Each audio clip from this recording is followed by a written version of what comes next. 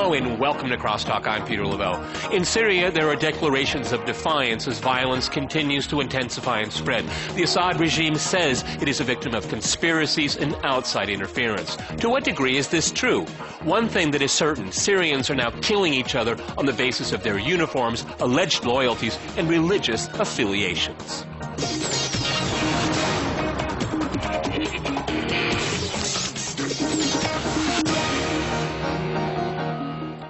To discuss the future of Syria, I'm joined by Ivan Eland in Washington. He is a senior fellow and director of the Center on Peace and Liberty at the Independent Institute. In Los Angeles, we have Majid Ravizadeh. He is a scholar of international relations and a columnist for the Harvard International Review. All right, gentlemen, this is Crosstalk. That means you can jump in anytime you want, and I very much encourage it. But first, let's have a look at some of the events playing out on the ground in Syria. 10 months of bloody clashes, more than 5,000 people killed according to the UN, and Syria still continues to shift closer to a civil war. In a rare gesture last Tuesday, Syrian President Bashar al-Assad made a televised address confirming his refusal to step down and threatening to use an iron hand against the protesters.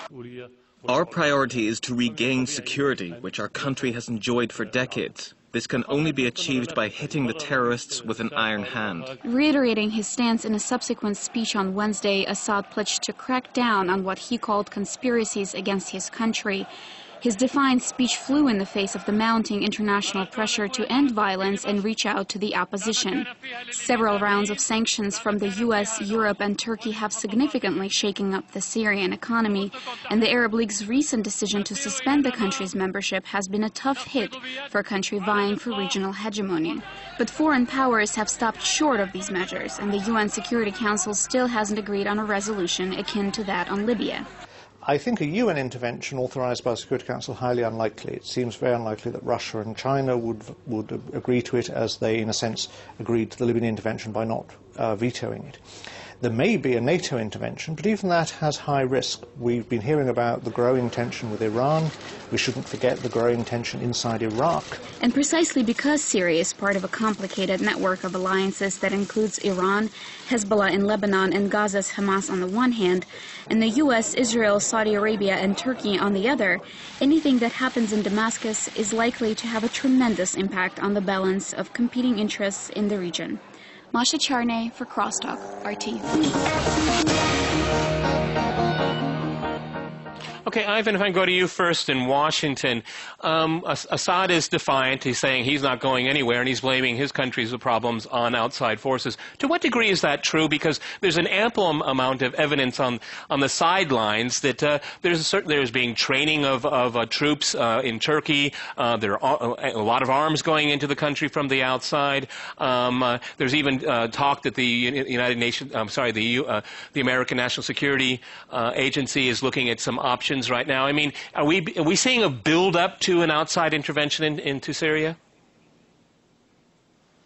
Well, certainly Turkey has has flip-flopped and gone against Assad, and I think they are harboring some of the dissidents and that sort of thing. I'm not sure this is an organized plot, but I think the powers such as Turkey and the United States are probably taking advantage of the internal protests for democracy in Syria. I don't think we can say that those protests are not legitimate or genuine, but I think, of course, initially the United States was reluctant, I think, to get rid of Assad as much as they don't like him, because they were afraid of something else. I think, and Israel was certainly in that boat. I think Israel is resigned now to the fact that he is probably going to be swept from power, and the Israelis said that they're preparing for refugees and that sort of thing. So I think the other powers, outside powers,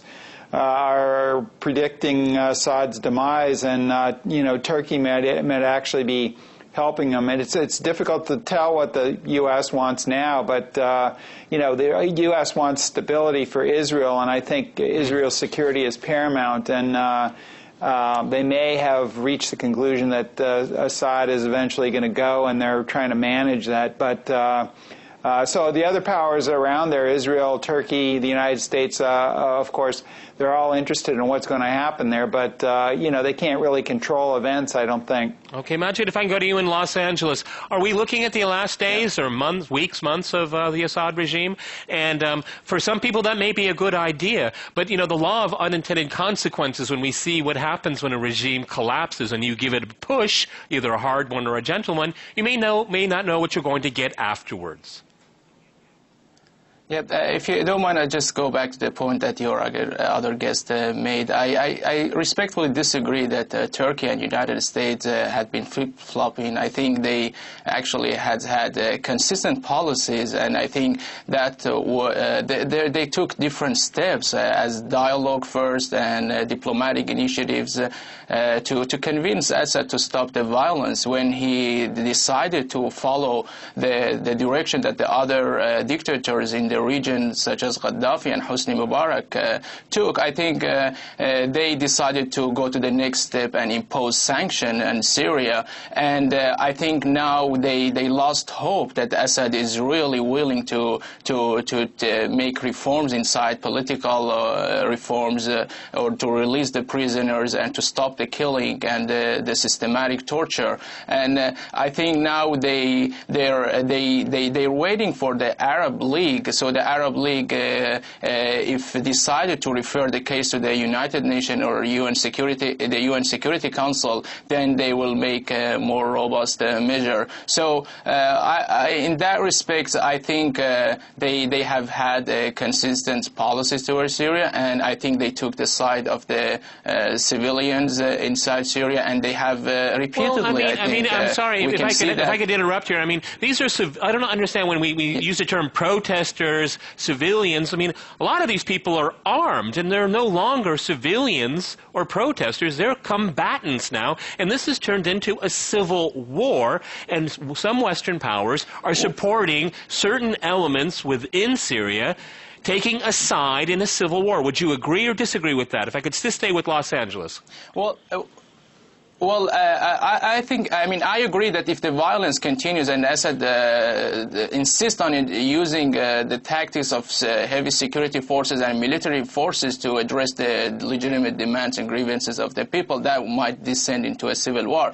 But I don't know really there are those armed groups that the Syrian regime is trying to paint and to show a picture that they are attacked by these terrorist groups, or recently Al-Qaeda, or other foreign-backed plots and conspiracies. And I think we shouldn't really fall in this fallacy that the Syrian regime is trying to paint and to depict. And but I agree that if the violence continues, we will have a full-fledged civil war inside Syria. And I'm seeing that recently, actually, the president Bashar Assad and the regime has been trying to play on this string too, that the sectarian string, and if we leave the power, if we are removed from the power. Okay, I want to go to Ivan on that one here. I mean, let's look at the sectarian element of it here, because I get a little sick and tired of people just saying the democracy movement. I'm not convinced all of these people protesting or using weapons are for democracy. They may be for other things, and they don't like the regime. Fine. But is it really about democracy, or is it more and more about sectarianism? Well, I think, there is a democracy element. There's also, as you pointed out, there's people with defectors, military defectors who are using weapons, and it has turned violent. And yes, there is sectarian strife, and so we have this mixture of people with mixture of motives. And this happens in revolutions. I bet you could say it happened in Egypt, even Libya, Tunisia. And a lot of the times, the people who start these things don't finish it up. That's right. And I think the original intent of the protesters was democracy, but we do have these other two elements, as you point out, in there. And so I'm not sure what the U.S. policy is, actually, because I'm not sure that the U.S. is really, that enthusiastic about getting rid of Assad. It's sure they don't like him, just like they didn't like Gaddafi, but there are many more costs to the United States for getting rid of him, as for Israel as well, because Assad is right between all these important countries and near Persian Gulf oil and that sort of thing, and also an important Arab player that Libya was never, Gaddafi was never such an important player in the Arab world as Syria. So you have all these things, and of course the Israeli connection is very important. But I'm not sure exactly what the situation is in there right now, because the United States policy has appeared to be muddled, and I think it's not only in Syria but the other Arab Spring. There's a tension between U.S. rhetoric for democracy and ensuring stability or a friendly regime. And, you know, they would like a friendlier regime than Assad, but they're scared that they're going to get a Sunni fundamentalist regime. That was going to be my next point there. And so, but Macha, if I can go back to you in Los Angeles, what about that? I mean, because it's not talked a lot about in Western media because people feel uncomfortable about it for some reason. But there is a radical Sunni element being played out in Syria right now. It's been there for a while, and Assad has been really oppressive over the last few decades. Now they're back.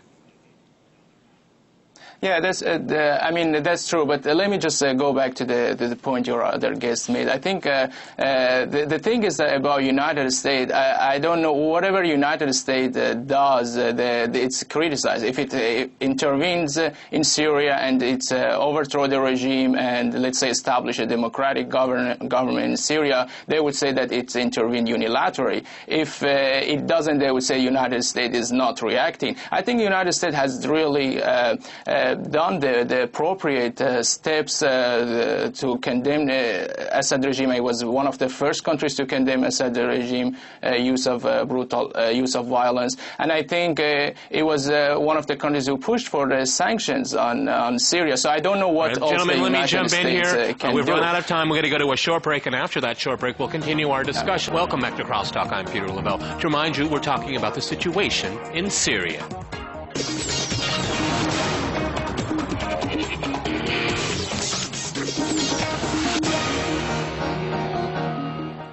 Okay, Majid, if I can go to you in Los Angeles, do you think there should be a outside intervention, military intervention into Syria at this point? Okay, that includes a no-fly zone, certain corridors for humanitarian aid, et cetera, et cetera. Do you think it's time to do that? Do you support it?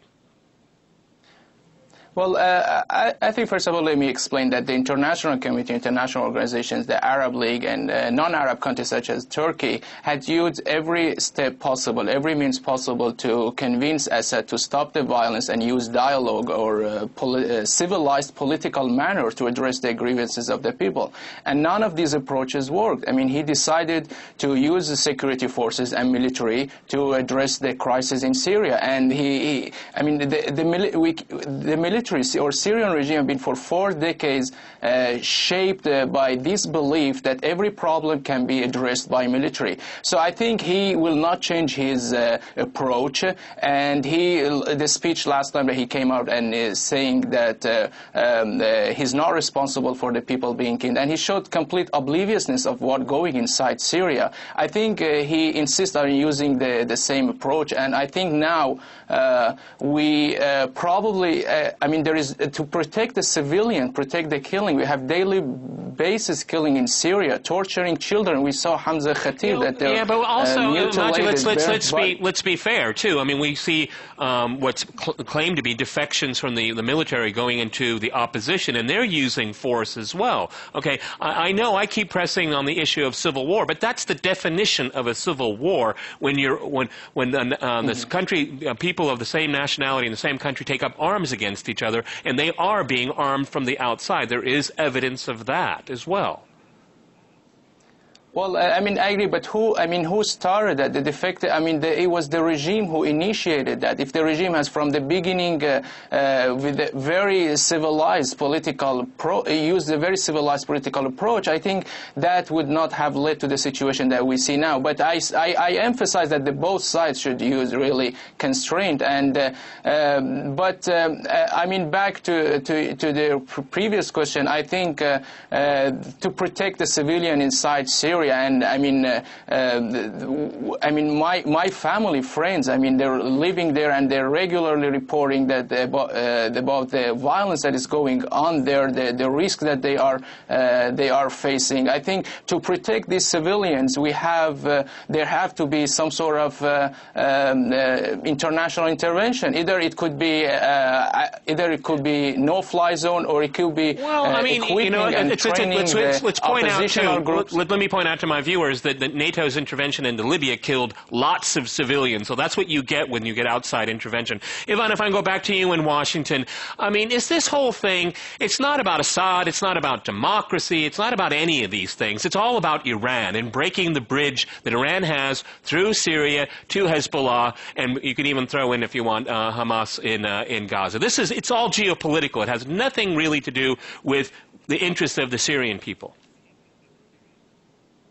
Well, I think that's true. The United States policy is usually rhetorically to support democracy, but usually is driven by interests, and the interests in this case may conflict. And I think that's why we're getting a little bit of a muddled policy. On the one hand, Israel at first was not thrilled about the overthrow of Assad because they didn't know what they were going to get, and neither, what comes after that, neither did the United States. The second thing is, yes, they're trying to break the bridge between Syria and Iran. Of course, and one way to do that would be to get rid of Assad, but of course, you don't know what the new government of Syria would do either. So that's a important question. The real question, from my perspective, I deal with U.S. policy. Should the U.S. be meddling around in there? No.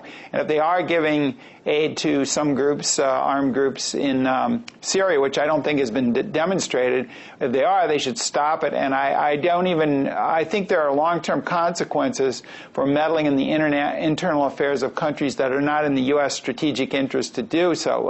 The United States has no strategic interest in Syria. Its ally Israel does, but Israel lives there, the United States doesn't, and I think the United States really needs to decouple itself from Israel more than it does, and therefore I don't think the United States should be involved with no-fly zones or anything like that, or helping the rebels, such as they did blatantly in Libya. It's just, in the long term, the system, when you go in and try to protect minorities that are revolting, no matter what, and I do believe there are democratic elements in Syria that are trying to overthrow the government. There may be other elements in there too, as there were in Egypt's case. But I think even if there are democratic elements that are trying to overthrow Assad, when the United States supports any internal revolt, it only encourages other groups to try to get to internationalize the conflict, as the Libyans were able to do, and it also, which undermines the international system of sovereignty. And that system is not perfect, because sometimes internal revolts are quelled. But the reason that we have that imperfect system, it's very realistic. It reduces the amount of wars, and when you trample on that system for one particular country, it may bring short-term gains, maybe democracy in Syria, but maybe not. But on the long term, it certainly erodes the international system of not messing around internally in other people's business. Majev in Los Angeles, would you be prepared to see a Libyan-like operation enacted against Syria? I mean, would it be worth it? Well, I think, we can't have exactly that scenario. I mean, we can use different other approaches which are more effective. There are the countries in the region, the Arab countries, the non-Arab country, Turkey, who are tired of talking with Assad and trying to convince him to stop the violence, and he doesn't want to follow that. I think you can use these let's say, coalition of the Arab countries and Turkey to some sort of either back the oppositional group in Syria, Syrian National Council, and to train them, and then or to impose, let's say, no-fly. So we don't have to have a Western country like Western countries or NATO countries involved in this. It could be resolved by regional actors, and I don't know why we should have to apply exactly what happened in Libya to a Syrian case. We can take different approaches in that regard. Yeah, if I go back to you in Washington, I mean, when a country like the United States and France and Britain, or just NATO in general, says this leader has to go, doesn't that set into effect a certain chain of events? Because you know, Hillary Clinton says you should go, and they said that to Gaddafi, and we know what happened to him. I mean, doesn't the West put itself into a position where it just keeps it has to keep going down this same path? It can't back off because it's already said you have to go. Well, I think that's true, and there's danger of that. There's also danger that economic sanctions, when you put them on in the case of Syria or Iran, sometimes that leads to war. We saw that in Panama in 1989. We saw it in Saddam Hussein in 1990. And you can also say that Libya had the same issue. When you tell a ruler that they have to go, and it's bizarre in the case of Libya because he was doing what the West wanted him to do, getting rid of his nuclear program, etc. Exactly. But he was playing the game, and of course, that's also a problem when you take out people who don't have nuclear weapons and that sort of thing. You're encouraging more countries to go after him. Certainly, Syria has. A nuclear plant or a nuclear facility was destroyed in Syria, and so when you take out places like Libya and Iraq that don't have nuclear weapons, and yet North Korea gets a free pass because they do have nuclear weapons, it encourages these countries to go after these types of weapons. And I think you do go down a path when you put economic sanctions on. They're often sold as an alternative to war, but really it ratchets up the stakes, and then people say, well, gee, these sanctions didn't work in getting rid of this regime, which they almost never do. I did a study on economic sanctions once, and they can do very modest things, but when you're talking about getting rid of a nuclear program or overthrowing a regime, they just don't do it because the regime has every incentive to absorb the cost of sanctions, maybe divert them to portions of the population that have no political power, and keep going on because their survival is at stake. And I think that's what's in it for Assad, is he's not going to buckle to the sanctions, and then you're going to have to say, well, gee, what do we do after the sanctions don't work? So sometimes, even when you don't want to get trapped into a war, you want to do something alternative like sanctions, it leads to war because you're going down that path, and that's exactly the problem with Syria, and I would also argue Iran, U.S. policy toward Iran.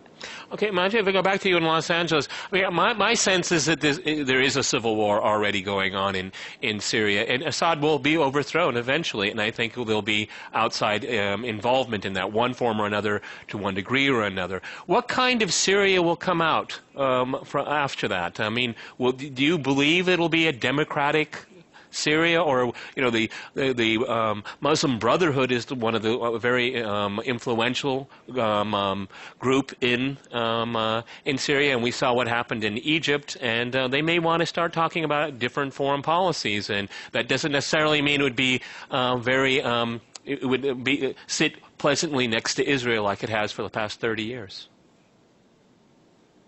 Well, I think we've seen, I mean, that it is, I mean, the Syrian people would be really better off without Assad, and I think he should be held accountable in the International Criminal Court.